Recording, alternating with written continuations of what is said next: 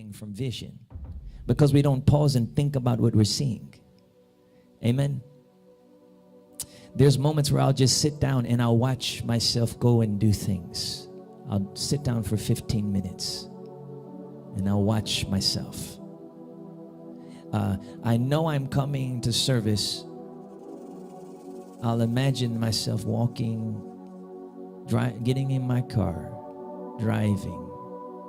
This is prophetic class, right? So I can give you this secret. I'll imagine myself going ahead of myself. I'll imagine myself sitting in my car, driving down the street.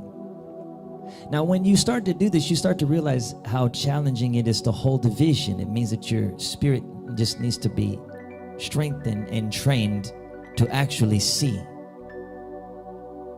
But you begin to realize you didn't know you had the ability to see, because you thought seeing in the spirit was a whole nother set of tools, when it's really the same tools you always use. Imagination, thought realm, is actually seeing in the spirit. And the more you exercise that, your faith takes everything you see and makes it reality. So then now you start seeing real things. You start hearing real things because your faith brings you into reality. Amen. This also goes along with your filter, meaning that there's a filter that if you're not feeding your imagination the right food, it will cloud reality.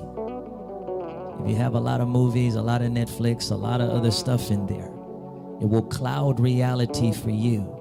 Doesn't mean you can't watch anything. It means that what is the percentage of what you are spending your time in someone else's imagination or yours? Because a movie is someone else's imagination. A show is someone else's imagination, and some of it you don't know from which spirit it's coming. But the time that when you listen, to be able to watch somebody else's imagination, yours has to be stronger than theirs. That's the key to being able to be in the world but not of it. You can still sit down with your spouse and watch the movie, but your spirit has to be stronger than the imagination you're entering into. Because if your spirit is not stronger than the imagination you're entering into, that imagination will overtake you. Do you see that? So most of us, we're not practiced in our own imagination. We're not strong in our own imagination. We haven't even got the revelation that our imagination is powerful. But when you spend time in your own imagination, you begin to become strengthened in the Lord. In that realm, you begin to become strengthened. Your faith begins to become strengthened. So I watch myself drive down the street. I will force myself to watch myself put my foot on the pedal. I will force myself to look at details. Why? Because to the measure that you see details is the measure that you will enter into details.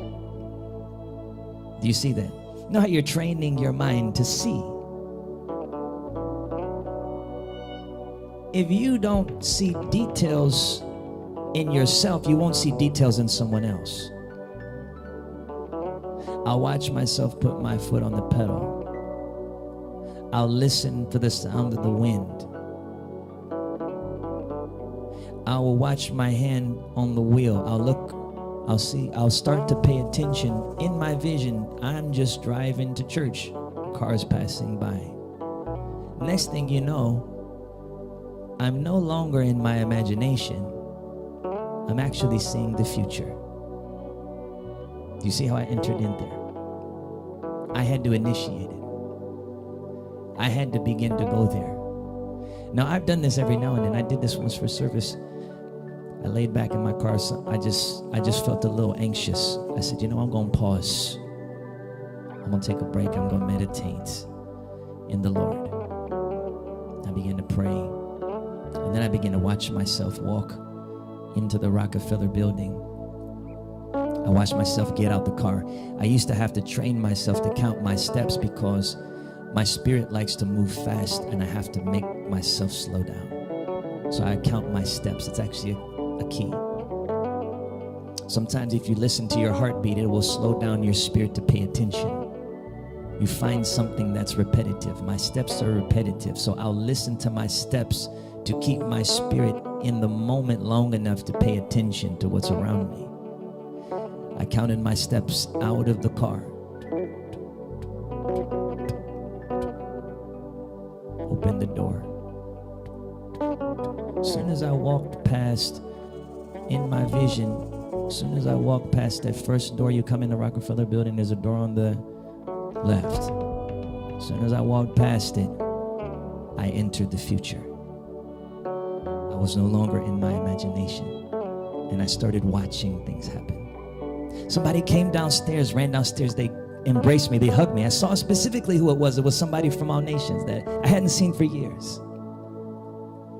And then I went around, something told me, just stay around here for a minute. Then I went upstairs to the door. Something was wrong with the door.